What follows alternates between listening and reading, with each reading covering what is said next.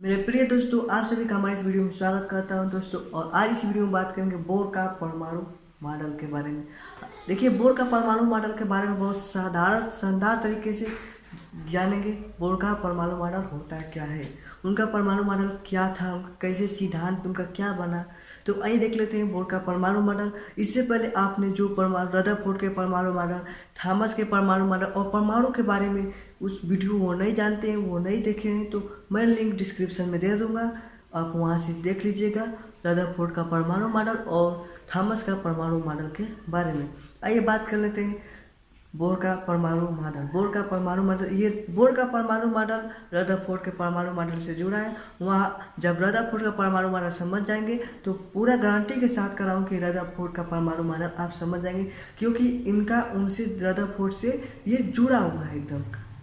देखिए, बोर ने जो ये कैसे रदरफोर्ड ने जो रदरफोर्ड की जो परमाणु मॉडल में इन्होंने सुधार बस किया है। इनका कोई अर्थ नहीं, कोई चीज़ नहीं, इन्होंने बस रदरफोर्ड के जो परमाणु मॉडल दिए थे उनका बस इन्होंने बोर ने उस सुधार किया। परमाणु मॉडल में क्या है, सुधार किए है रदरफोर्ड के परमाणु मॉडल में बोर ने। पहला उन्होंने क्या कहा, देखिए उनका पहला सुधार क्या था। इन्होंने जब रदरफोर्ड ने कहा था कि जो इलेक्ट्रॉन होते हैं वे वृत्ताकार कक्षाओं में घूमते रहते हैं।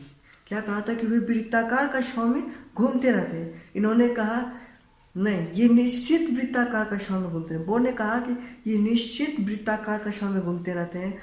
बस उन्होंने क्या किया, बस निश्चित कर दिया। उन्होंने बस कहा कि वृत्ताकार कक्षाओं में घूम रहे हैं। तो भाई कहाँ घूम रहे हैं, वृत्ताकार मतलब वृत्त में है, तो वृत्त में कभी इस कक्षा में जाएगा, कभी उस कक्षा में जाएगा, कभी अगले कक्षा में जाएगा, तो कभी वो मतलब हर एक कक्षा में वो घूमता रहेगा। नहीं, इन्होंने कहा बस निश्चित कक्षाओं में घूमेगा। बोर्ड ने कहा बस निश्चित क्यों, देखिए पहले इस कक्षा में घूमेगा तो इसका जो जितनी ऊर्जा है, मतलब इसकी इतना ऊर्जा है तो उतने ही कक्षा में न घूमेगा। जैसे मान लीजिए हम लोग जो परमाणु होता है, पहले बात करते हैं भाई, जो परमाणु होता है, जो इलेक्ट्रॉन होते हैं वो घूमते हैं, तो वो क्यों नहीं बाहर चले जाते, ना नाभिक पर ही गिर जाते।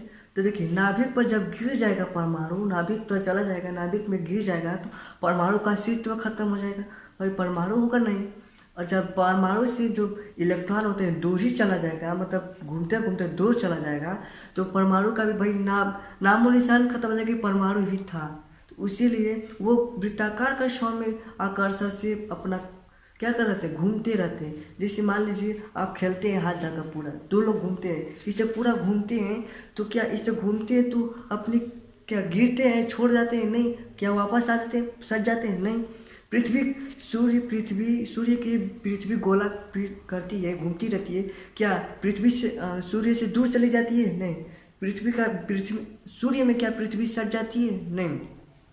तो वो क्या करती है, आकर्षण करती है, अपने आप को खिंचाव करती है। जैसे हम लोग इस तरह घूमते हैं, तो देखिए ये हम लोग घूमते हैं तो ये आकर्षण अपने और खींचते हैं कि ये इधर नहीं आ जाए, मतलब घूमेंगे तो वो अपनी ओर से खींचेगा, हम अपनी ओर खींचेंगे, तो क्या नहीं जाएंगे भाई वहीं पर, बस घूमने का काम न करेंगे। तो इसीलिए ये नाभिक अपनी ओर आकर्षित करता है, मतलब कि इलेक्ट्रॉन हमेशा वृत्ताकार कक्षा में घूमता रहता है, न कि वो कहीं भाग जाएगा, मतलब परमाणु का अस्तित्व खत्म हो जाएगा। ओके, तो बोर ने क्या कहा कि जो परमाणु होते हैं वो वृत्ताकार कक्षा में, निश्चित वृत्ताकार कक्षा में घूमते रहते हैं, उसी वृत्ताकार कक्षा में घूमेगा, न कि कहीं और दूसरे कक्षा में घूमेगा। कैसे, देखिए उन्होंने दूसरा कहा कि ये जो रदरफोर्ड ने कहा कि ऊर्जा इलेक्ट्रॉन से ऊर्जा होती है, इलेक्ट्रॉन से ऊर्जा इलेक्ट्रॉन से ऊर्जा से प्राप्त होती है। तो उन्होंने कहा नहीं, ये कक्षाओं से ऊर्जा प्राप्त करती है, कक्षाओं से में ऊर्जा इनकी होती है। निश्चित कक्षाओं में, मतलब कि उन्होंने कहा कि बस ये इलेक्ट्रॉन से जो ऊर्जा होती है, इन्होंने बोर ने कहा कि नहीं, ये कक्षाओं से ऊर्जा मिलती है। मतलब देखिए हर एक कक्षा का अलग अलग सूत्र है, हर एक कक्षा क्या है, अलग अलग सूत्र है। मतलब पहली कक्षा में जितना इलेक्ट्रॉन है, मान लीजिए 70, मैंने मान लेते पहली कक्षा का ऊर्जा 70 है, दूसरी कक्षा का 80 मान लेते, तीसरी कक्षा का 100 मान ले, इतना मान लिए 70, 80, 100 तीनों कक्षा का। अब देखिए पहली कक्षा में जितना ऊर्जा चाहिए, मतलब कि पहली कक्षा कम से कम तो कम क्या होगा, सबसे कम तो 70 है ना, ऊर्जा कम है तो उसको 70 में ले आकर बैठा देंगे। भाई तुम 70 में कम हो तो पहली कक्षा में जाओ। फिर कह रहा है 80 किस में जाएगा, तो दूसरे कक्षा में जाएगा, ना कि तीसरे ना पहले में जाएगा, दूसरे कक्षा में जाएगा। फिर क्या 100 कितना, वो तो तीसरे कक्षा में चला जाएगा, क्या ऊर्जा। तो इन्हीं लोग का मतलब बंटवारा किया है। जैसे मान लीजिए आप स्कूल से कहीं होटल में गए, कहीं पिकनिक पर जा रहे हैं, तो आप कहीं होटल में ठहर रहे हैं, तो होटल में जब ठहरेंगे तो स्कूल से गए हैं तो होटल में जब ठहरेंगे तो लड़के का और लड़कियों का अलग अलग रूम होगा। तो उन्होंने कह दिया कि ये सम संख्या वाले जो लड़कों का होगा और विषम संख्या वाली लड़कियों का जो रूम होगा, कक्षा होगा। तो क्या कहेंगे, तो आपका लड़कियों वाला में घुस जाएंगे तो सम संख्या होगा 2, जैसे सम संख्या 2 है तो लड़कों उसमें चला जाएंगे। विषम संख्या 1 3, तो इसमें क्या लड़कियां चले जाएंगे कि 3 ही में आप ही चले जाएंगे, नहीं।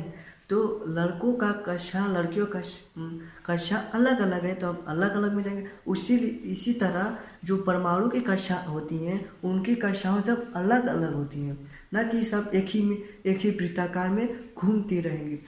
एक ही वृत्ताकार में नहीं घूमेगी जो इलेक्ट्रॉन होती है। तो आपको ये वीडियो कैसी लग रही है, आपको ये वीडियो अच्छी लगी तो लाइक और सब्सक्राइब और शेयर करना ना भूलें। जय हिंद दोस्तों।